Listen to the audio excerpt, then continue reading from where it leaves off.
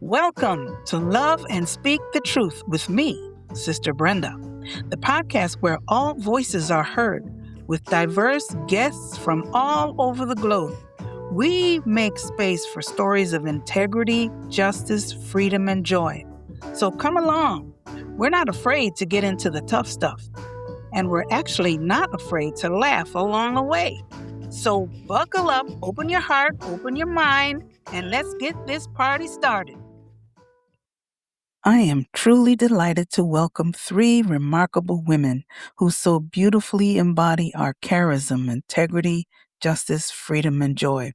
Each of them reflects the spirit of the congregation of Jesus in her own way, marked by humility, gentleness, and deep faith. Sister Julie Stapleton and Sister Nancy Kennelly, both Chicagoans, formed by devoted families, began their journeys in education and grew into visionary leaders within our institute.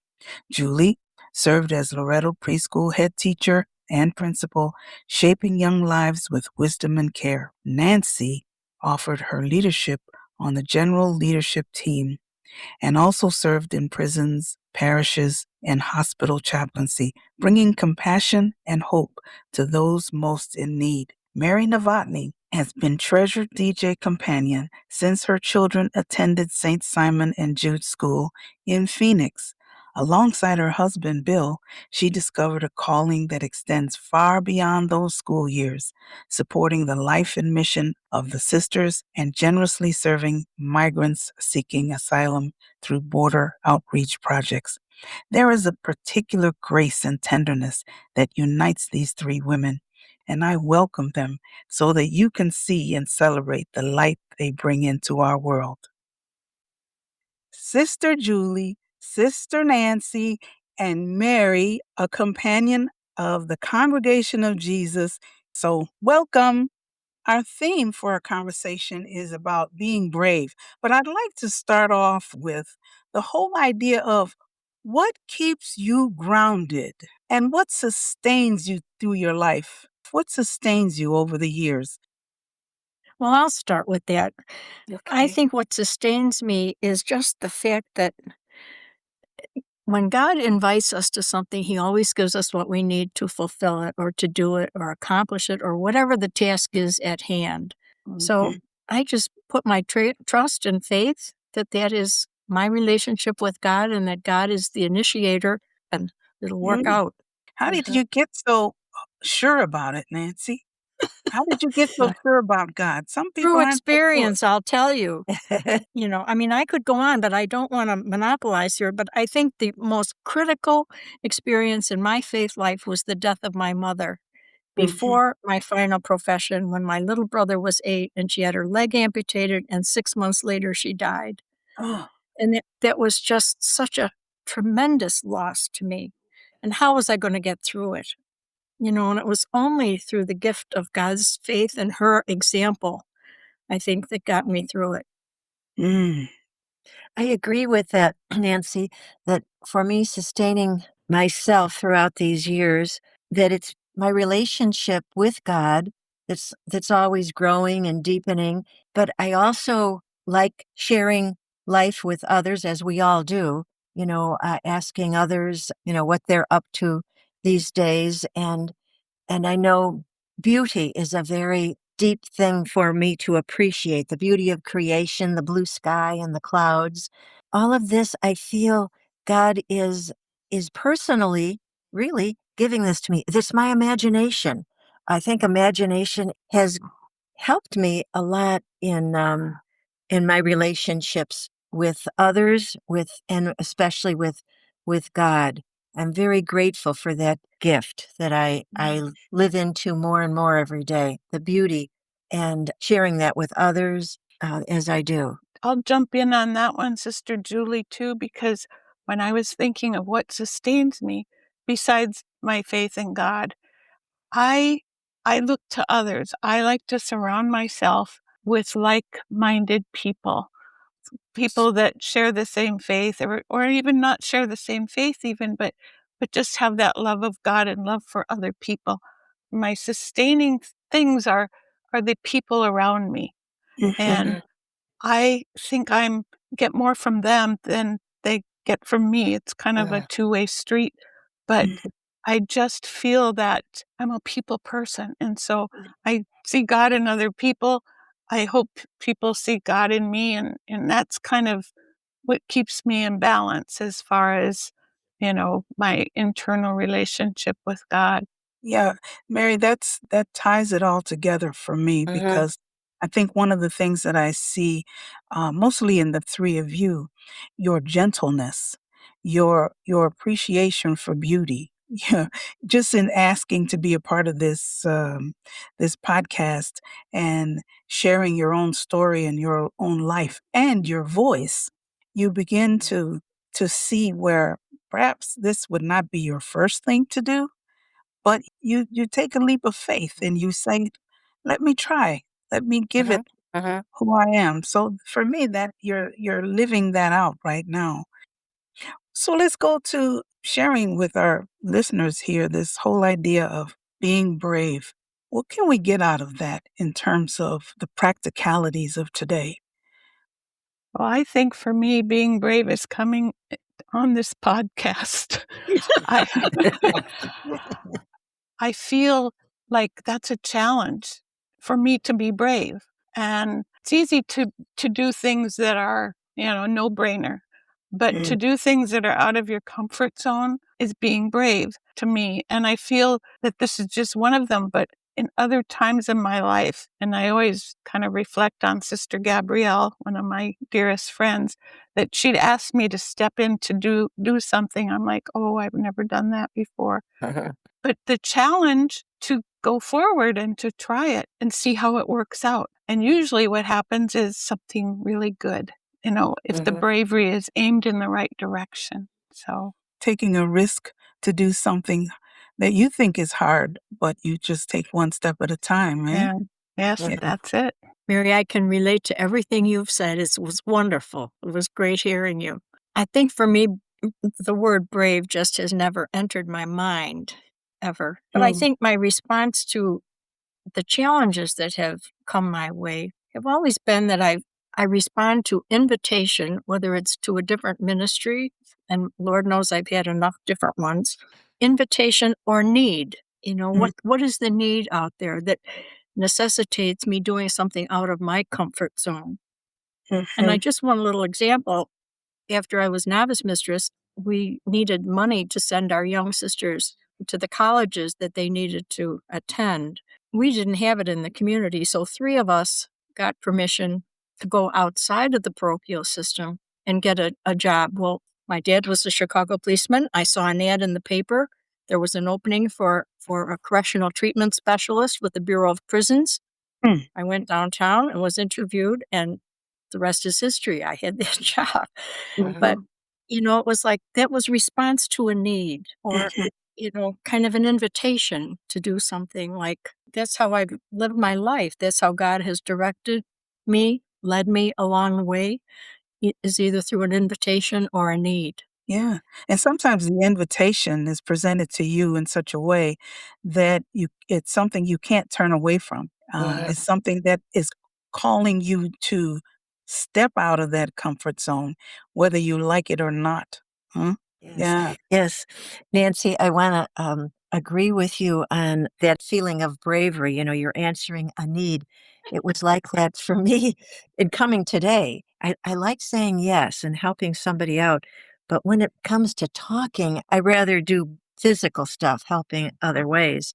Oh, I was at the Cardinal Bernardine Early Childhood Center, and I was invited to come to Wheaton to teach at the Early Childhood Center there, and there were pros and cons, and I was impressed with it, that I would be invited to go there, and it was successful. I did agree, but change is difficult and so challenging for me as it is for all of us, and Mhm. it was hard to leave, but I kept those friendships from the other place. I still see one of the ladies that was teaching with me, and, it's an opportunity. It was an opportunity for me to grow. So true, Julie. I, Mhm. I remember when I was asked to go to live in Rome, And I tell this story often because it was probably one of the most difficult things that I had to face. Leave everything behind to go and spend 8 years outside of my absolute comfort zone, leaving something I love to do. And yet when you take that leap, there is grace in it, because when God asks you to do something, you're not alone. What I'm so profoundly interested in this conversation, what would we have to share with people today with all this going on in the world? We have the need for the voices that challenge, whether it be ourselves or our communities or our culture. So I'm wondering, from your perspective, what are some of the great needs that we're facing right now today that need our attention, that need our courage, so to speak? And how do we respond? Well, sister, what comes to mind to me living in Arizona is the immigration situation. But I say that in a small way because Chicago was on TV with their immigration problems. And you were talking about having a voice. Well, my voice has sometimes been very harsh in my way of thinking. I was spouting out things about this is the way, I think and I think is right. And then I realized that that didn't get me anywhere, that the voice of kindness and understanding is the louder voice that I can share with people Mm, that don't really understand the problems that immigrants face. They're afraid. They're really afraid. So shouting and arguing really doesn't do much, but kindness and understanding really go far. With that being said, there was something that happened in me when all the immigration trouble started in Phoenix that I mhm, said to myself, I can't help it. I have to do something. I don't feel right if I don't do anything. So it kind of marked my husband and I to go and find out, how do we accompany people that go to their hearings, that, come outside and find themselves facing, the ICE agents. And I thought that just felt right. I didn't think of it as anything but the right thing to do. mhm. So I feel like there's a kindness that comes with that too. It wasn't craziness or, arguing with people that I found myself doing, but just kindness and understanding and a soft voice. Yes, Mary. I understand that. What can I do with my little small voice? How can I engage with the troubles of the times? This certainly is a highlight of today, of the cruelty and the lack of compassion in terms of how we treat our neighbor. That is the struggle, and it certainly is something that we have to come to terms with in our own way, to find a way, to find a voice to be able to address those needs. And I Yeah. would say that was a brave thing to do. In my case, I'm very concerned about justice too, but my feet go the direction of here at St. Elizabeth Seton in Naperville to join the Earth Care Committee. I'm a member there, and we do several things throughout the year for the parish, and we go out and do some things in nature too, protecting and facilitating the growth of prairies like that. It's really rewarding. We just reinforce each other and share at our meetings what we can do and how we can inspire and lead parishioners this way to see what we can do to save our planet. We follow the Laudato Si guidelines for the Diocese of Joliet, and they're very enriching. They're worldwide. Mhm. These activities, these directives. So we're trying in new steps to see what we already do and what yet is needed that we can handle parish wide, and it it's part of what you do, Mary. It affects that too. That's the justice. That's preserving life on our planet, a just life here. So, Leading by example, both of you. yes. And so the small and wonderful things that we have the privilege to do, and we share that privilege by doing our one small thing, isn't it? Well, I live in a facility that's senior citizens, so we don't have many opportunities to engage physically or personally with many of these situations. But it's overwhelming to me watching the news. I have to cut back on the amount of time I spend listening to the news. It's just overwhelming. And I think it really brings me to a place of trusting that God, in his infinite goodness, her infinite goodness, is going to help us deal with this. So I bring it to prayer. That's my best response to all of these situations that are so demanding and challenging and upsetting. We just would like to solve ourselves, but we can't. I guess that's where I go is to prayer. And didn't our founder, Mary Ward, say, refer all to God? I always think of that, bringing this to our dear loving creator of the universe. Yeah. Mhm. We wonder a lot of times what it is that we can each do, but I've just heard each of you say very profoundly important things that you're involved in. You in prayer, in active ministry to go and learn how to do a service and to navigate your parish community, to get involved with Care for the Earth, Laudato Si. These are very, very clear and practical things that each and every one of us can do, no matter where we are, right? Yeah. So Yeah. I'm curious to find out how and who helped you to weather your roughest storms. These are the things that prepare us to do harder things. But who helped you to get through some of these storms? I would say for me, when invitations really that have come my way, but at at first it just seemed impossible to respond to some of those and to know how to respond.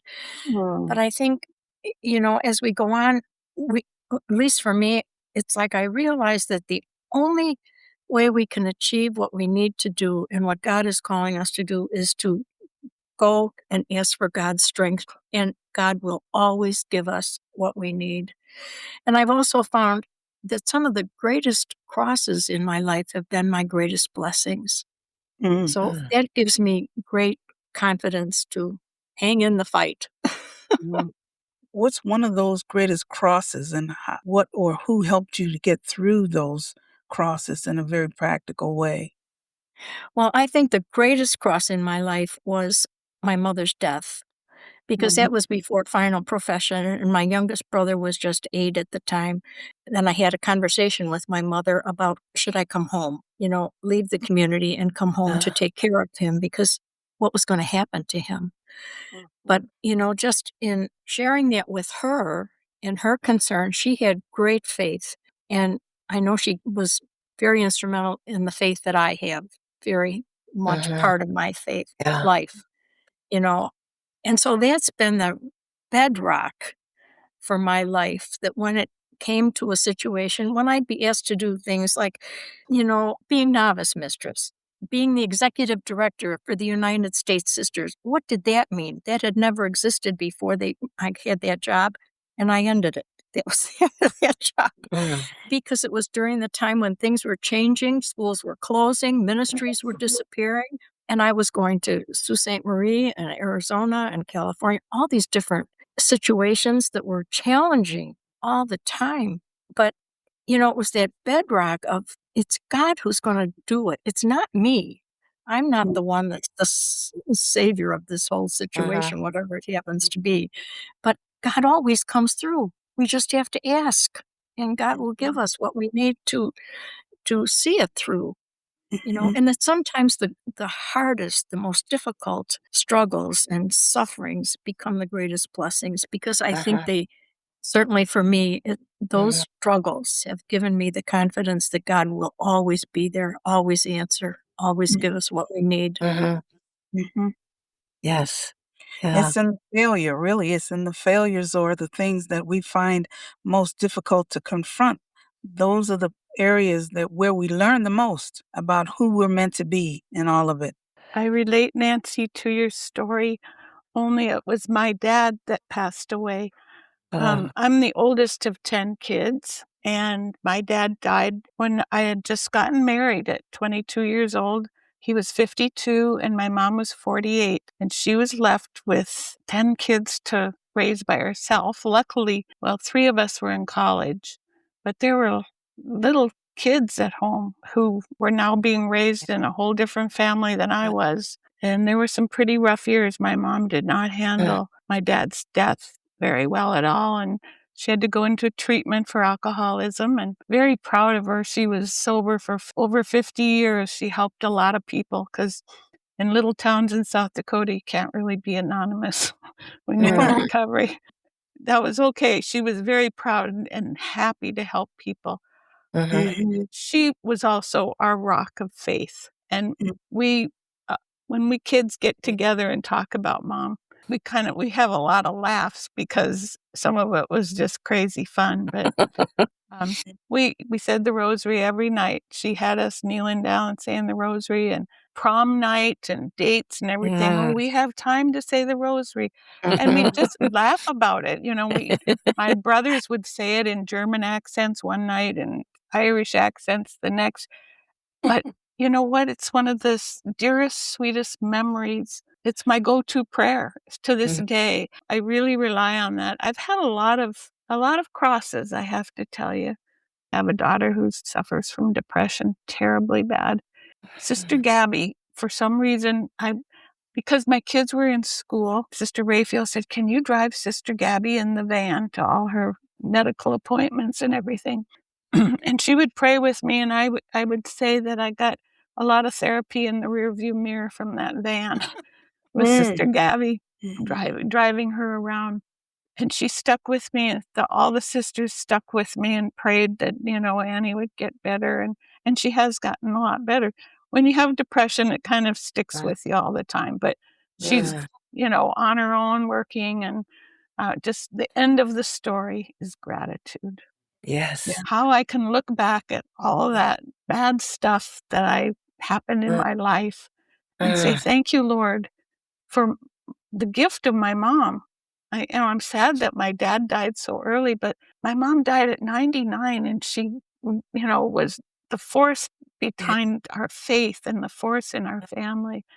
And Annie is on her way, to wellness. And when I find myself saying, thank you, Lord, for that gift of that terrible time watching my daughter suffer, I kind of shake my head and go, what? You're grateful? It made me humble. And it made me so, so grateful that I wake up every day with gratitude. And Sister Nancy, trusting God. That when you said, I just trust God, I work on that every day. My most sacred heart of Jesus, I place all my trust in you. One of my favorite prayers.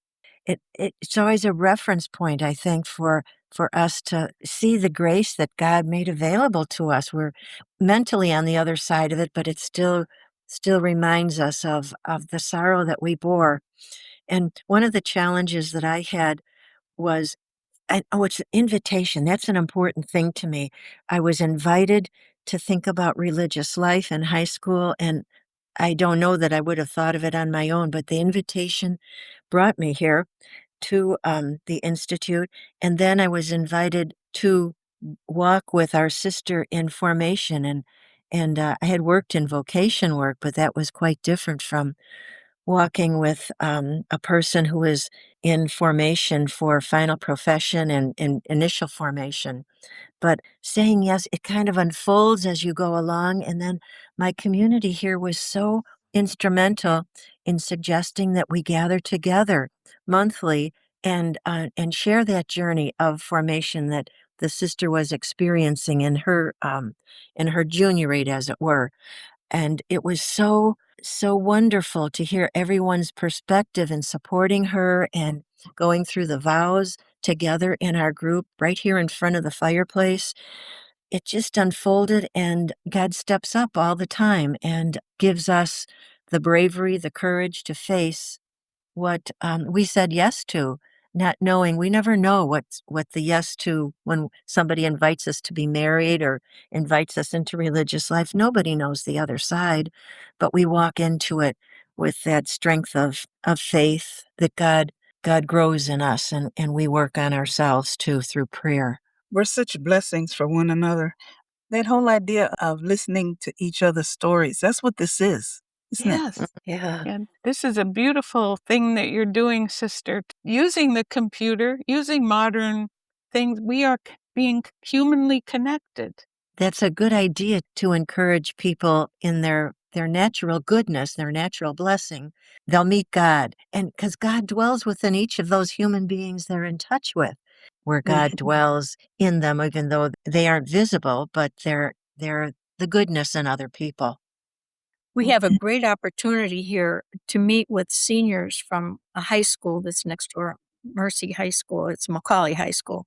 But these seniors come once a month, and Mhm. I listen to them, especially the seniors. They're so afraid planning college that they're going to make mistakes, not make the right choices for the courses they're going to take. It frightens them to think that what if they make a wrong choice? Ah, There is no wrong choice. There is no wrong choice.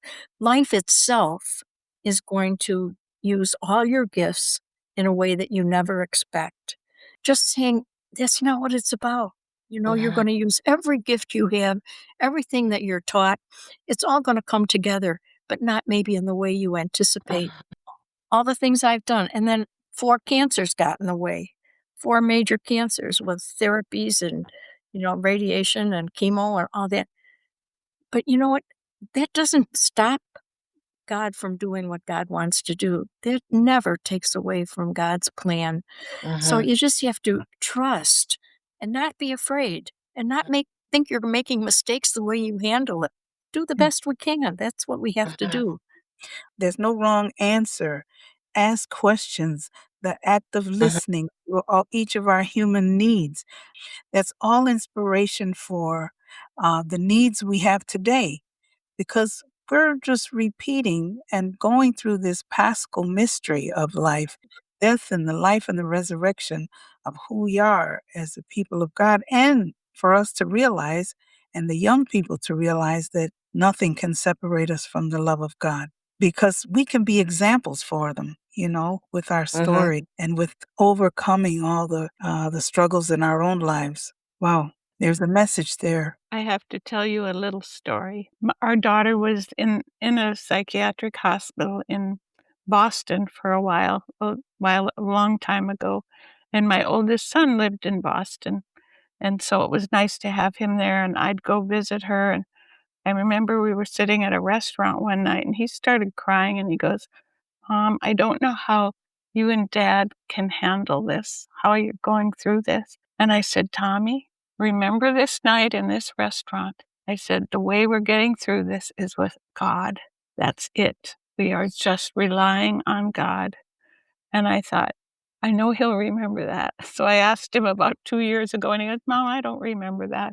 But Mm. it reminds me, we taught this in our baptism classes at St. Simon and Jude, to be God with skin on. A dad was telling his little boy, "Don't be afraid, go to sleep tonight. God will take care of you." And he goes, "I don't see God. I want God with skin on." He wanted his Mhm. dad to stay with him. But it speaks to me as an adult. Like Yeah, Sister Julie said, God is within us. So be that person. Be that person of God to other people yeah. when you can. So I want to just kind of come to a little conclusion of our inspirational conversation. What's love got to do with all of this? Everything we've talked about, everything we shared. I'd say love has to do with everything we've talked about. It's all the Uh-huh. the groundwork, the foundation, the Uh-huh. cornerstone of all we've talked about. Well, love is the answer. It's Mhm. pretty Yes. simple. Yes. Uh-huh. It's pretty simple, but Yeah. it truly is the answer. Love And is love the has many forms. There are many ways to show love, to be love, to trust love. amen. There's many ways to be love, to trust love. Thank you all Uh-huh. for sharing yourself so openly and so bravely. Thank you so Yes. much. Thank you, sister. Yes, thank you All for you this sisters. invitation. I love you all. And now for the wrap-up. You have just had a human experience from a spiritual being. We have so much to learn. So go forth to love and speak the truth. Ad majorem Dei gloriam. A couple of announcements. Don't forget to rate and follow us on Apple Podcast or Spotify. We are on Facebook at Love Speak Truth, and visit our website at www.lovespeaktruth.org. For a few credits, when all is said and done, I give thanks and credit for sponsors, producers, and contributors who made this podcast possible. Mega shout out to IBVM Region Leadership, Megan Butel, Jennifer Schmitz, Laurenti Wright for the keyboard music, the late Sister Maria Beer IBVM for her composition of the music Women Bearing Witness. It takes a village, folks. Thanks for listening to Love Speak Truth.